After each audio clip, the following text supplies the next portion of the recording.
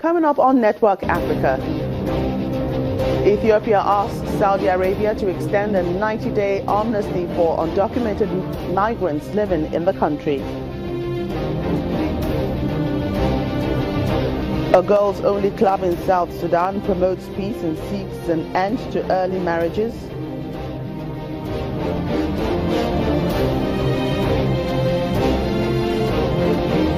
And later, the bodies of 24 migrants are recovered from the Mediterranean by Red Crescent volunteers.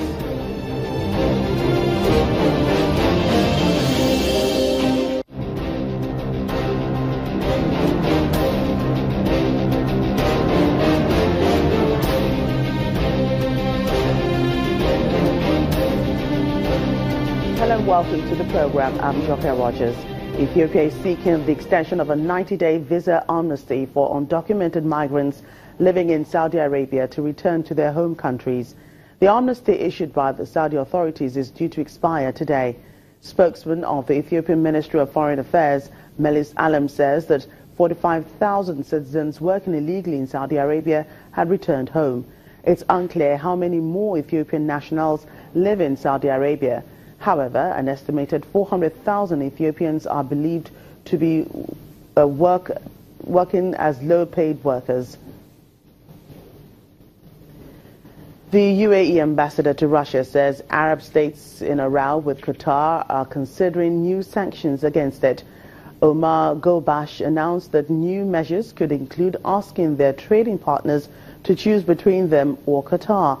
Egypt, along with Saudi Arabia, the UAE and Bahrain, has accused Qatar of supporting terrorism and issuing a list of 13 demands, which include curbing ties with Iran and closing the broadcaster Al Jazeera. Qatar has denied supporting terrorism and has described the demands as unreasonable. A local NGO in Yei, South Sudan, is working with girls to help promote peace amongst communities in a country divided by conflict that has taken an ethnic dimension in recent years. The club brings them together through sports and other activities and encourages the girls to preach tolerance in their homes, as well as a strong message against early marriage.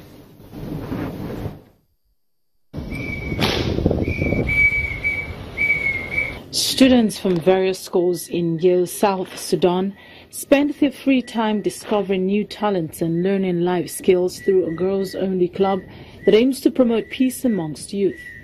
The Spring for Peace organization teaches students to learn and appreciate other communities and shun ethnicity as they engage in sports and games. South Sudan won independence from Sudan in 2011, but plunged into civil war 2 years after President Salva Kiir fired his Vice President Riek Machar. Since then, fighting has often been along ethnic lines, and the conflict has triggered Africa's worst refugee crisis, with more than 3 million people fleeing their homes. Girls of the club are encouraged to focus on their education and taught how to deal with trauma and all the challenges caused by the ongoing war. I feel very excited because I can manage to carry a friend on my back. That means I can manage to lift the difficulties of life, and peace, unity is amidst us. We get to know each other. I mean, people you've never known. You didn't even know that they exist. But when we came to gymnastics, we came as one from various schools. We got to know each other. We're now friends. You can interact with each other when you meet on the way in various places. That's what gymnastics is all about. The club is supported by the United Nations missions in South Sudan, UNIMIS. It currently works with girls, but plans are in place to introduce a similar one for the boys. Spring for Peace also hosts a number of other clubs that stage plays and take part in various other fun activities. According to the United Nations, in a country of 12 million people, nearly 3 in every 4 children do not go to school. They climb on each other. That shows the tolerance, because you feel the pain, but you're able to tolerate, not until that person comes down. If that person does not have the spirit of tolerating, she should have just checked herself, and then the other person falls down if you have bad hearts on that person. But it's just because of their love, because of their tolerance. They also forgive each other, they reconcile. Like when somebody has stepped on you, you will be able to forgive that person and say sorry, so that you continue to coexist together. Parents, don't force your children to marriage. We girls, we have a future, we have dreams, we have hopes in this life. Sometimes people say girls are just a waste of time, they're just a waste of resources, but that's not true. We're also human beings, the same rights with boys, and sometimes you may find, like in my class, girls are leading. According to the United Nations Children's Agency, UNICEF, keeping students engaged and educated gives them alternatives to violence in trying to resolve conflict, as well as a positive outlook in the midst of the chaos. More about the girl child here in Nigeria. The United Nations International Children's Fund, UNICEF, is partnering with the Bauchi state government to enroll more girls into schools and support their education through the Girls for Girls initiative.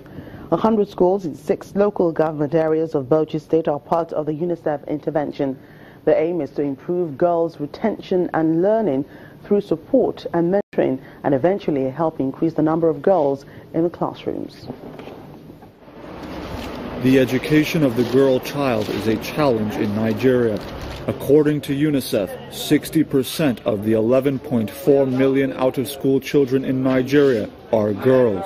This is particularly troubling in the north, where the gender gap is very wide, as the proportion of girls to boys in school is now 1 girl to every 2 boys, and in some states it worsens to 1 girl for every 3 boys.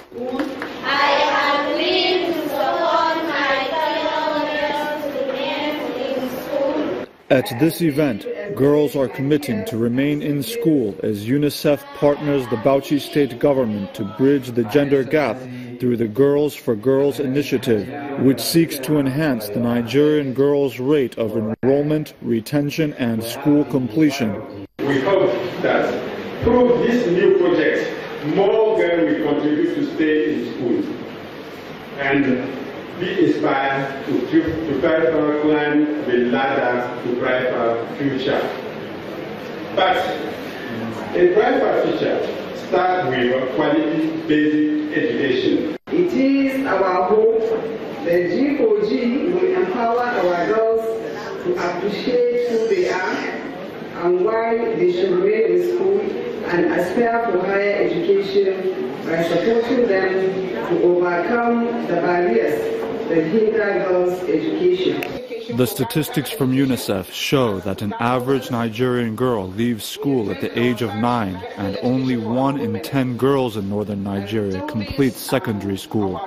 This is one challenge the state government is hoping to address. I would like at this point to emphasize that the present administration in the state is willing and ever ready to support and ensure that the needed objective of the project is attained and achieved.